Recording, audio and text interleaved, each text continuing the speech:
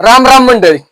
यंदाच्या वरिष्ठ राज्य अजिंक्यपद कुस्ती स्पर्धा तथा महाराष्ट्र केसरी कुस्ती स्पर्धेच्या निवड चाचण्या संपूर्ण राज्यात सुरू झाल्या आहेत.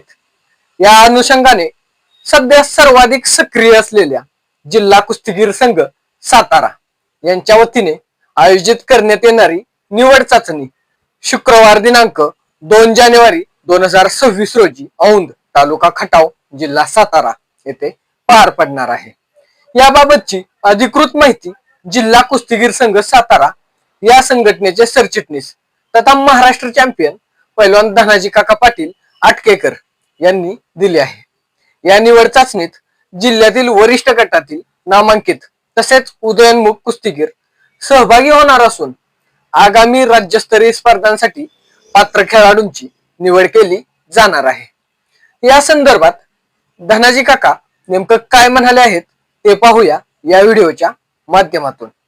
शुक्रवार दिनांक 2 जानेवारी 2026 रोजी महाराष्ट्र राज्य कुस्तीगीर संघ व सातारा जिल्हा कुस्तीगीर संघ यांच्या मान्यतेने युवा उद्योजक आदरणीय अंकुशभाऊ गोरे यांच्या संयोजने संपूर्ण महाराष्ट्राचं आराध्य दैवत यमाई देवीच्या पदस्पर्शानं पावन झालेल्या औंध नगरीमध्ये सातारा जिल्हा महाराष्ट्र केसरी कुस्ती स्पर्धेचे निवड चाचणी 2 आणि 3 जानेवारी रोजी पार पडत्या.